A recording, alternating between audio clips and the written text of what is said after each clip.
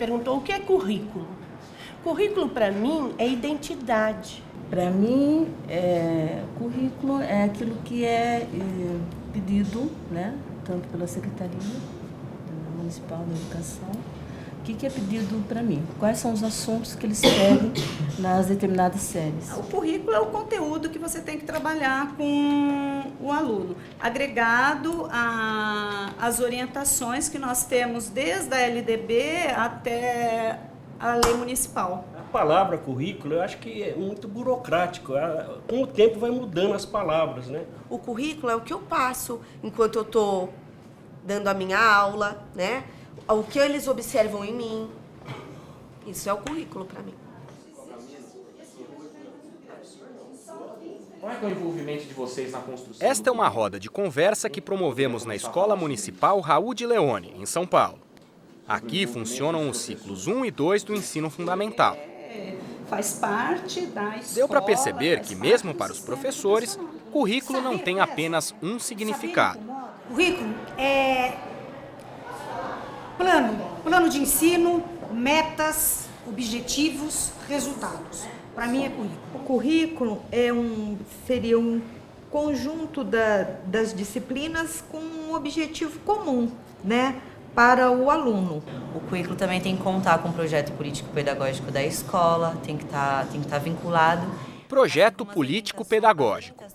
Esse documento ao qual a professora Ive se refere é onde direção, coordenação e professores traçam, de certa maneira, a vocação da escola na qual trabalham. Essa autonomia surgiu em 1996, com a última Lei de Diretrizes e Bases da Educação Brasileira. Cecília Ranamati é professora da Faculdade de Educação da USP. Na graduação, dá aula de didática.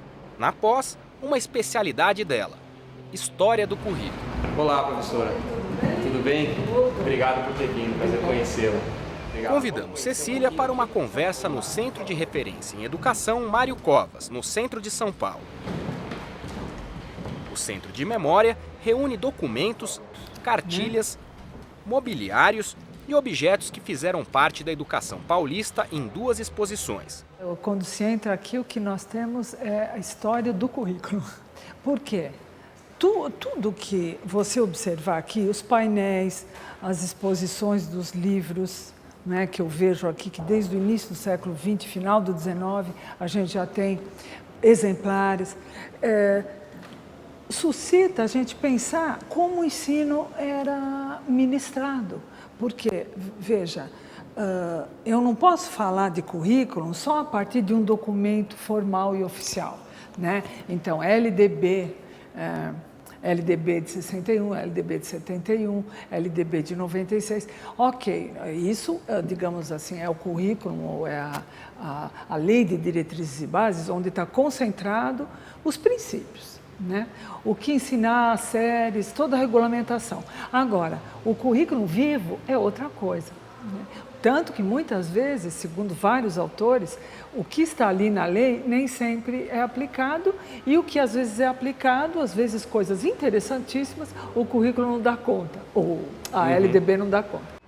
Importante dizer que o currículo, a primeira vez que a gente tem para valer um currículo nacional, sabe quando é?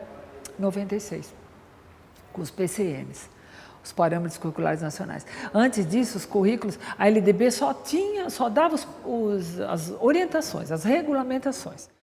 Um currículo nacional só em 1996? E antes disso? O jeito é embarcar numa pequena viagem no tempo para entender a trajetória de formação. Durante o período colonial, os jesuítas tiveram uma importância fundamental na educação. A Ratio Studiorum foi o documento que guiou o ensino religioso até 1759, quando os jesuítas foram expulsos do Brasil pelo Marquês de Pombal. Significa que desde 54 até lá, o que predominava no Brasil era o ensino religioso. Mas a palavra currículo... A palavra, a rigor, ela só vai começar digamos, a ser veiculada no início do século XX. Não é preciso dizer que é um momento de grande desenvolvimento industrial, né? E aí havia uma grande preocupação de que aquelas crianças que estavam já na escola, desde lá o final do 19, contribuíssem, né, para a construção e fortalecimento não só da nação, mas da economia, da riqueza nacional. E aí, e a escola? Então você cada vez ia precisando mais de pessoas instruídas para desempenhar funções, e para educar, né? Principalmente para educar. Até os anos 20, a escola trabalhou na transmissão de princípios morais e culturais que eram julgados necessários para a convivência nas grandes cidades que surgiam. Uma dos princípios morais era ensinar as crianças que o alcoolismo era errado. Então você tinha história de beberrão, a família era feliz, vieram as más companhias. O marido bebeu, maltrata os filhos e a mulher perde a vergonha e cai pelas ruas. Então, assim, todos os princípios que se queria incutir, que se queria que as crianças aprendessem, estavam nessas cartilhas. Veja, cartilha de higiene ela se chamava. Cartilha de higiene. Da Escola Caetano de Campos, no centro de São Paulo, encontramos um painel com uma grade curricular do início do século XX. É um painel interessante, que eu achei interessante comentar com a senhora, porque tem uma concepção de grade aí, né? Tem.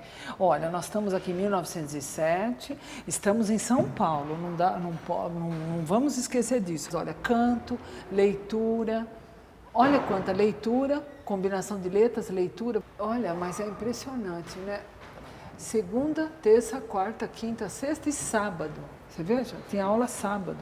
É interessante essa organização, né? A distribuição semanal do tempo, né? Já tinha até uns minutos. Era para criar consciência de que a sociedade tinha que ser organizada em cima de um tempo. Olha aqui, olha se é possível, das 11 às 11h10, das 11h10 às 11h30. É inimaginável, né? Que isso só pode ser uma preocupação com uma sociedade que está precisando incutir nas pessoas a questão do tempo útil. O aluno que ia para a escola, ele não se deparava com uma certa unidade no currículo. Quando que se pode falar em unidade curricular? Então, a gente, nacional, acho que é mesmo, houve tentativas. Só para você ter uma ideia, nós temos, olha só, desde 1901, depois 1911, depois 1915, depois 1925, nós tivemos Lei Rivadavia, Lei até a Rocha Vaz, que é essa de 25, na tentativa de implementar uma educação nacional. São Paulo, por exemplo, teve uma reforma muito interessante em 1920, de Sampaio Dória. E essa de 1920, por incrível que pareça, colocava a obrigatoriedade do ensino. Quer dizer, a gente pensa, então antes não era obrigado. Não era mesmo, não era. O pai e a mãe punham na escola se ele estivesse perto de uma escola. Só que aí, para você oferecer o ensino obrigatório para todos, você tem que oferecer escola. Então, só que aí o que ele fez? Como nós não tínhamos escola suficiente, ele fez a obrigatoriedade só para o primeiro e segundo, para garantir a alfabetização, pelo menos. Então, por isso que eu falo, são coisas meio capengas que a gente vai tendo nos estados. Aí a gente tem uma coisa importante nessa caminhada, que é o movimento da escola nova. Atenção, senhores ouvintes, atenção. Agora uma notícia que interessa a todo o povo brasileiro. Manifesto dos Pioneiros da Educação Nova exige renovação já, em todas as escolas do Brasil. É importante dizer que a Escola Nova, o movimento da Escola Nova, ela teve diferentes manifestações nos diferentes lugares do mundo. Então, se você pegar nos Estados Unidos é uma coisa, na Alemanha é outra, na França é outra. Outra que eu quero dizer assim, eles tinham o sentido da inovação. Eles eram contra o ensino tradicional. E leia-se, ensino tradicional era o ensino que era baseado na religião e era excessivamente autoritário, com a palmatória.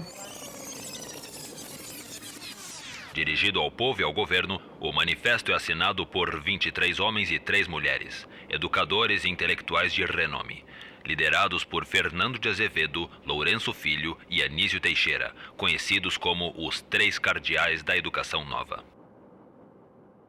É impossível desenvolver as forças econômicas ou de produção sem o preparo intensivo das forças culturais e o desenvolvimento das aptidões à invenção e à iniciativa, que são os fatores fundamentais do acréscimo de riqueza de uma sociedade. O perfil da Escola Nova no Brasil foi o de criar o sistema educacional, né? Então, por exemplo, se você olhar nos Estados Unidos, a Escola Nova teve um caráter mais alternativo mesmo. A partir de quando que houve a consolidação de um sistema nacional de educação e diretrizes nacionais? Isso só foi a partir da primeira LDB? Olha, eu diria que é um processo. 31 é um grande marco. O Ministério da Educação não existia, ele vai ser criado em 31. Olha, tudo isso é importante a gente ir pontuando para perceber como que o sistema educacional demora no Brasil para ser construído, essa rede, né? Mas, por exemplo, o ensino primário já começa a ter, digamos, uma orientação. Aí, com a Capanema, a reforma Capanema, isso vai mais além, ele mexe com o secundário, né? Aí, com as leis orgânicas, aí entra o ensino profissionalizante. No Estado Novo de Getúlio Vargas, como disse Cecília, vai ganhando corpo uma divisão do ensino. As leis orgânicas são basicamente a implantação de um sistema que organiza o ensino profissional. Em vários, ensino agrícola, ensino comercial, enfim, de várias naturezas. Isso convivendo já com o ensino, digamos, regular. Ao mesmo tempo, o ensino regular também vai muito devagar, ele vai tendo mudanças, principalmente o ensino primário e o ensino normal, que era a formação de professores. E o que se ensinava nesse ensino regular, professora? Então, em termos de currículo, assim, que valor, disciplinas, já era um ensino disciplinarizado? Nós tínhamos basicamente algumas coisas assim. Alfabetização, obviamente, língua portuguesa. Você tinha trabalhos manuais, você tinha ciências e você tinha leitura, né? Ensino de leitura. E essas eram muito fortes. Fora isso, tinha o canto orfeônico, por exemplo. O canto orfeônico entra na década de 50, que aí tem outra reforma. A participação do Villa-Lobos, né? É isso. Não, aí o Villa-Lobos é um grande incentivador da música, que ele aparece já em 30.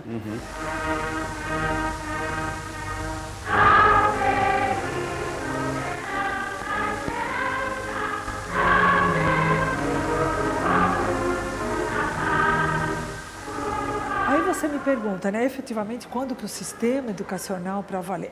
Na verdade, é com a LDB 61, a 4.024. Não tem, isso é realmente para nós falarmos, bom, quando de fato a gente tem uma organização nacional tentando regulamentar o primário, o secundário, o ginásio, como se chamava, né? E o superior, inclusive, é com a LDB 4.024. Artigo 26. O ensino primário será ministrado, no mínimo, em 4 séries anuais. Artigo 33. A educação de grau médio, em prosseguimento à ministrada na escola primária, destina-se à formação do adolescente. Artigo 34. O ensino médio será ministrado em 2 ciclos, o ginasial e o colegial, e abrangerá, entre outros, os cursos secundários, técnicos e de formação de professores para o ensino primário e pré-primário. E aí dá para se falar em unidade, dá para se falar em preocupação com o sistema nacional? Sim, aí não tinha jeito, porque aí se tratava de necessidade urgente. Então, assim, me parece que na história da educação brasileira, a gente está sempre correndo atrás, né? E não se antecipa para se organizar e para formar essa população do jeito que ela merece. E 60, a LDB vai ter que dar conta disso. A escola para todos, a escola para todos. É o grande slogan da partir dos anos 60 é a escola para todos. A partir de 50, 60, você tem o que costuma se chamar nos textos democratização da escola. É um nome um pouco, eu acho, um pouco equivocado, porque dá a impressão que democratização da escola é que a escola ficou democrática, com conteúdo. Não, não é isso. Democratização porque a escola é para todos, né? Atenção! Em 1971, o governo militar brasileiro criou a Lei 5692, uma segunda LDB. Ela instituiu algo que eu acho que foi precioso, que é o ensino de 8 anos, que aí naquele momento passou a ser denominado de escola de primeiro grau. Artigo 20. O ensino de primeiro grau será obrigatório dos 7 aos 14 anos, cabendo aos municípios promover, anualmente, o levantamento da população que alcance a idade escolar e proceder à sua chamada para a matrícula. Eu diria que essa foi a principal, digamos, ponto positivo. E os negativos são muitos, né? A introdução de moral e cívica, o SPB, que eram disciplinas, enfim, extremamente ideológicas. Mas outra coisa também ruim, tanto que caiu em 82, a obrigatoriedade do ensino profissional, no ensino. E isso, as escolas não estavam preparadas. Imagine você, todo o ensino médio, com a LDB 71, era obrigado a ser profissional. Nossa história chega aos anos 70. Foi quando Leontino Farias iniciou sua carreira como professor da rede estadual de ensino. Ele foi diretor em várias escolas da capital e Grande São Paulo. Que o bairro era outro, né? Quando eu comecei, por exemplo, como professor, foi na época da ditadura, né? Nós tínhamos algumas disciplinas nesse período que hoje não existem mais, né? Vamos continuar nossa linha histórica do currículo com a ajuda de quem foi um gestor de escola. Acompanhe no segundo bloco. Voltamos já.